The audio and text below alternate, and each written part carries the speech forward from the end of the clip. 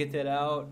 It's just a song that I've been working on while we were setting up for tonight's event. So welcome to another live stream with Jason Carey, Play Guitar Now with Jason Carey, where we are all about talking about guitar and how fun it is and how important it is to have the guitar in our lives. And why is it important to have guitar in our lives? Well, because we all live really, really busy, wacky, crazy lives, and it's really nice to have that moment of practice where we can just walk into a room, a quiet room, and quiet ourselves, quiet our mind, and breathe properly and practice the guitar properly and welcome ourselves into a nice learning environment. So thanks again for watching our regular Wednesday programming scheduled for 9 p.m. Eastern Standard Time. Today we're going to talk about, it's an old song, and probably most of us, if we don't already know it, maybe we don't even care about the song, but it's called I'm a Man of Constant Sorrow. And so if you're working on this along with us tonight, or you have a friend who might appreciate the song, we're just going to go through a brief warm-up period. I'm already warming up my fingers, so maybe hopefully you are too. If you have a friend who loves the song or who would like to play along and just be part of it, just go ahead and share the link. So this is a nice warm-up that I do every time I approach the guitar. It just helps me to sit down and be kind of quiet.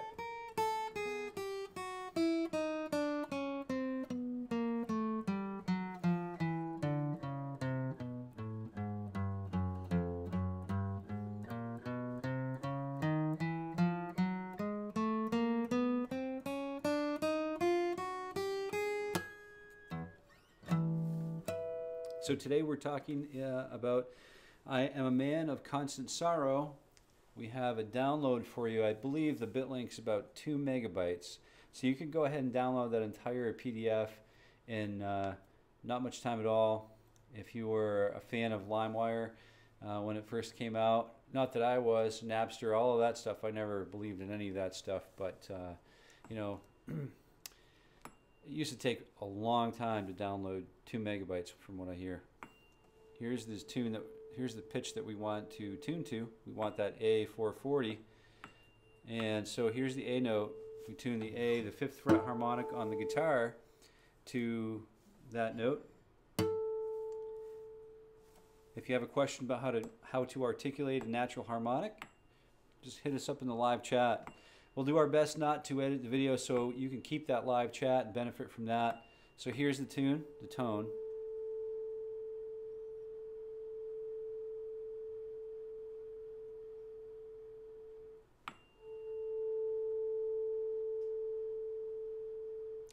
So we should be all in tune now. I have to make a note here that we are in fact in drop D tuning. So drop D, you know, we're not really leaving Kansas. Maybe we have viewers from Kansas tonight, maybe. If we do, welcome. So we're on capo 3 and on drop D. So after we tune the guitar to A, we'll do standard tuning, starting with A, and we'll move on up to, we'll play A again, and then D,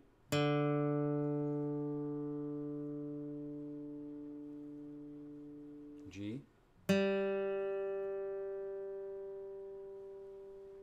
B,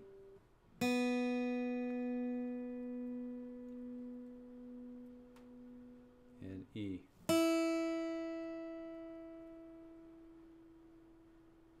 And low E.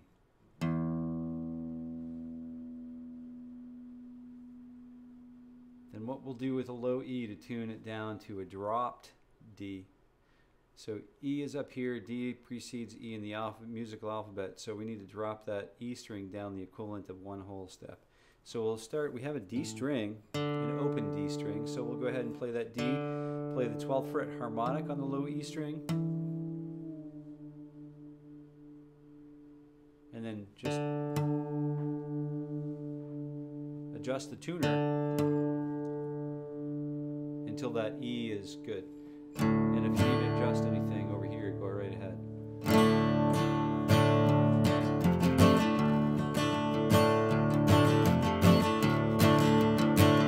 And usually that drop D when you play it sounds kind of like a chord anyway, so it sounds pretty lower at the bottom E, A, and D strings. Well, now it's a D string, and it's an A, and it's a D string, G, B, and E. Everything's standard except for the drop low D note.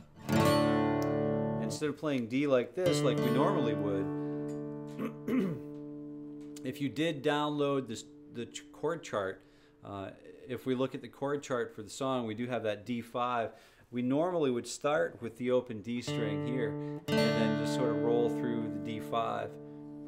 But now we can use the open A and then the open low E string on the bottom, which is just a really big fat sound. Okay, we'll get up to the capo 3 in a moment, but for now we'll use finger 3 on fret number 5 on the low E string. This chord normally would look like this, but because we tuned the low E string down a whole step or 2 frets, we need to make up that difference by moving that note up 2 frets. So it changes the fingering a little bit for those of us who haven't played open D or drop D much. This is a really great alternate tuning. And if you tuned in last week, we had a special guest playing a tune with us. We played a duet last week. What was it that we did last week? It was a Zeppelin tune. Oh, that's the way. That's the way. Yeah. So we did that last week, and that was open G. So that's a pretty fun thing to do. I apologize for the vocals. And we have that special guest here tonight running point for us. So thank you very much. And last week, that was a really nice surprise last week. So if ever you get a chance to play music with others, highly recommend that experience. Okay, so now we're moving from that G5 to A. We'll call it the lazy A because the first finger just basically lays down over the A, the D, G, and B strings on fret 2. So we're not working very hard to get this done. And you can see my thumb wrapped around the top of the guitar neck. If you're doing that, chances are that's not exactly the right technique that we want. You know, we want to have that thumb sort of behind the guitar neck, so it's you've got this nice, you know, the face of the thumb is on the round part of the back of the guitar and the nape of the guitar neck. All right, A sus4 is just that A, lazy A with basically an added second finger on fret 3 on the B string. Okay. Any questions? If we have questions, we'll start. We'll stop and take a break and address those questions. That live chat's going to be open until the end of the session, and we're going to run a little shorter tonight than we normally do because we're going to trim up the beginning of the session where we tune up and then warm up. And we're just going to encourage that is done before we tune in on Wednesdays at 9. So that'll just help us just kind of spend a little time on our own with the guitar, just sort of preparing for this session, and we'll get more out of it. Excuse me. We do respond to the chats, but if we don't get to your question before the end of the session, go ahead and chat us up anyway, because what we do is we email, we follow up.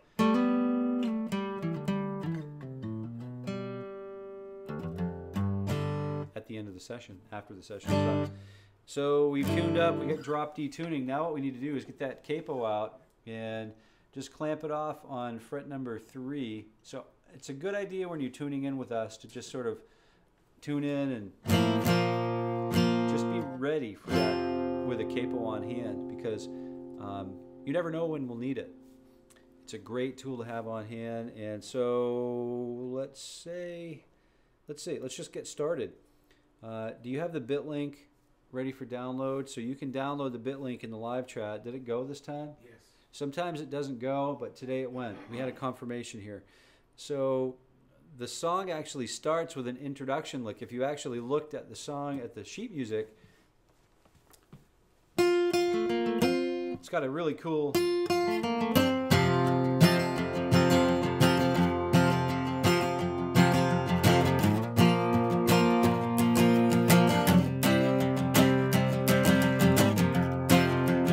really cool introduction, so we'll talk about that first. Songs like this, even if we like the song or we don't like the song, this is a great tune to learn because we can discuss it as a vehicle. So it's like a vehicle for learning the musical language because it's a very basic format, basic format or structure of the song. So it lends itself well for musical exploration, let's say. So we'll start with D5, and we'll just get a strumming pattern together. Did you want to learn that? Are you interested in that intro lick? Yeah, we'll just do that first. So we'll start with that rest on the first beat. So it's rest, fret 3 on the B, 2, and then we're doing 2 eighth notes, 3, and then we do that. So that third beat is D, or fret 3 on the B. Then we jump down to fret number 4 on the D string. So rest, 2, 3, and then the fourth beat is back up to the open G string, then back down to that F sharp or fret number 4 on the D string. So we'll call this 1, 2, 3, 4 because the capo now represents our new fret number 0, really. So we'll call this 0 for now, for our purposes. So 1, 2, 3. So when we get to the D chord, it's just, you know, banging away on the root note, and then boom, chick, boom, chick, and na. So we get that 1, 2, 3, 4, 1, 2, 3, 3, 2, 3, 4, and then 4 bars, and then we go to the G for 2 bars, and then up to A5 for 2 bars, and then D5 for 2 bars, and then we repeat that.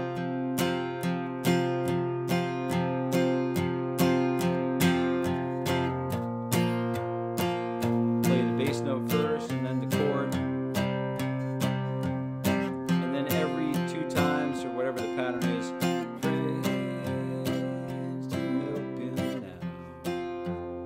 we do like a little tag at the end where we added 2 bars of A5 and then 2 bars of D5, and we go back.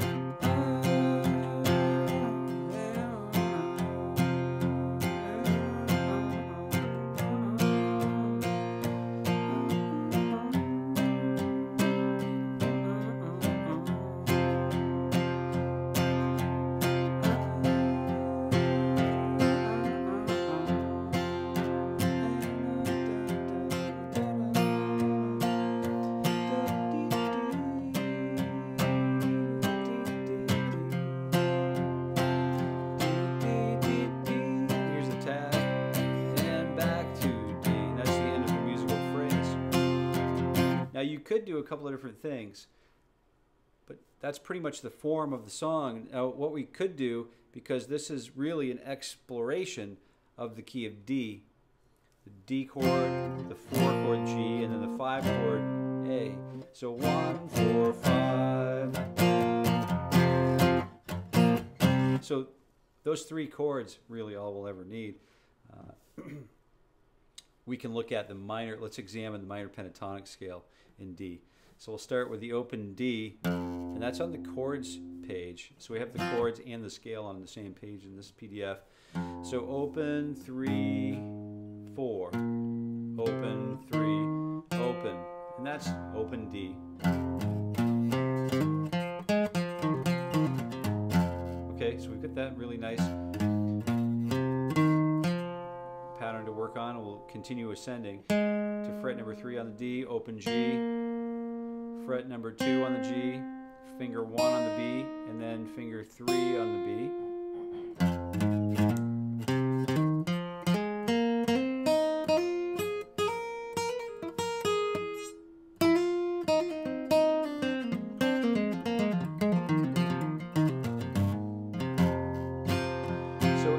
Let's just hang out on D for a minute. Yeah, we like a little less. Oh, yeah. Okay, yeah, so less. Give us a little bit less. We've got a reminder here. We're just asking for a little bit less, okay? Just a little less. Like, subscribe, share. Or like, share, subscribe. Whichever order you prefer. That's a huge help for us. So thank you very much for the reminder, and tell your friends and tell your enemies. Maybe you'll become friends. Okay, it's good. It's good stuff. Either way, thank you very much. Like, share, subscribe. Very important stuff. So D minor pentatonic. That scale that we just talked about goes open 3, 5, open 3, open, and then we got this.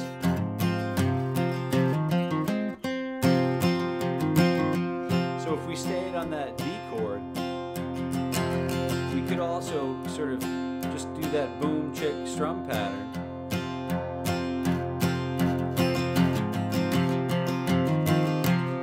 Or we could start doing down, up, down, up, down, up, down, up, 1 and 2 and 3.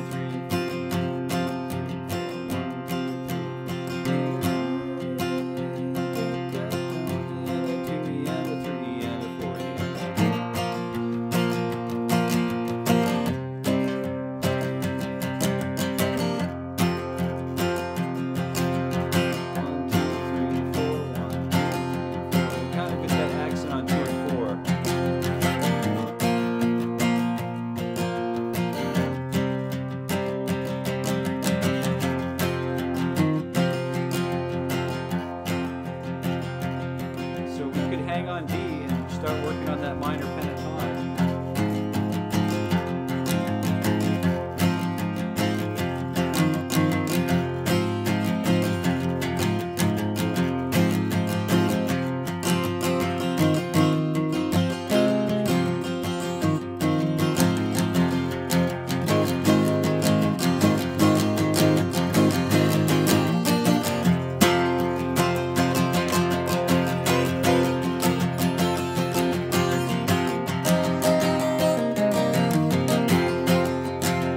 So we haven't really gone anywhere. So that's why tunes like this are so valuable. They allow us to use the song as a vehicle so that we can sort of like take right off, you know, and right hand technique. Yeah. So we could use that song as a vehicle to take right off and drive right out of town, just with very little additional information. So that right hand technique is what we're going to focus on for the next 30 seconds.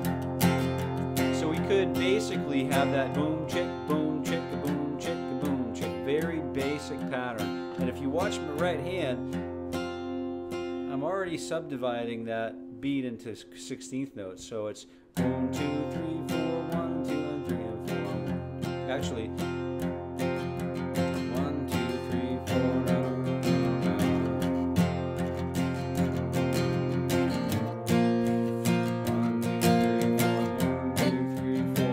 2, and 3, and 4. Actually, I'm subdividing that into, I guess it'd be 8th note grid.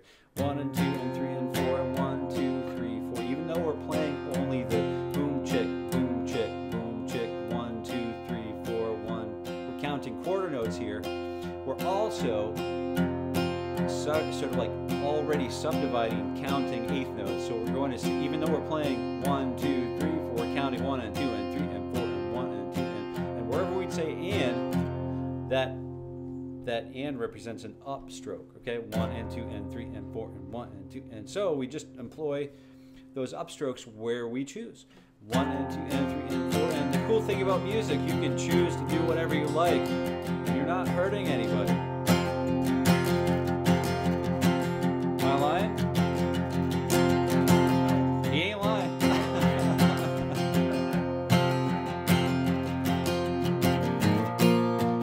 Down and 2 and 3 and 4 and 1, 2 and 3 and 4 and 1 and 2 and 3 and 4 and 1. You can use all of those minor pentatonic scale notes. You ain't lying. No. I'm telling the truth here. So why don't you take a look at some of those D minor pentatonic scale pattern ideas, and I'm just going to play through the song for you as your rhythmic guitar player that you've just hired to just sort of play music for you. And so I'll stop talking and we'll do the song, and you go ahead and use D minor pentatonic.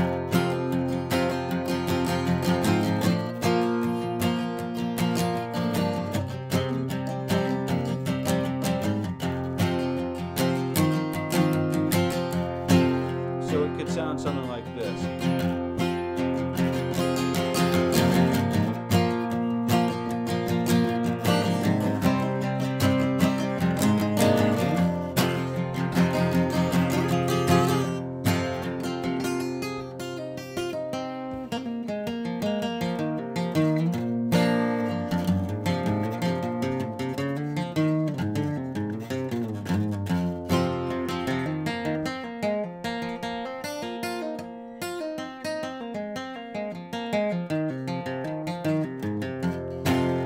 Doing anything that's my technique's horrible. I haven't warmed up properly, but I mean, you can get some really cool sounds out of this scale without really doing a whole lot of personal investment here. We can just pull off from fret 3 to open on the bottom 3 strings. We could even pull off on fret 3 in the G and make it sound all right.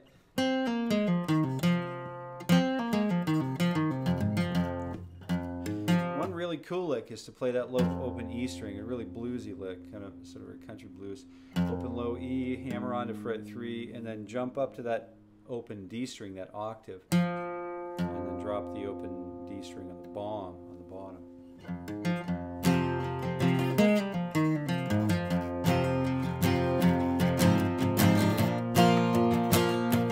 So don't forget to like, share, and subscribe. Us out. We've been growing the channel, you've been helping us out, and we definitely appreciate that, so we'll keep going. If you guys have songs that you'd like to cover, if you'd like us to cover a specific song and you'd like to have an interactive lesson, we do that.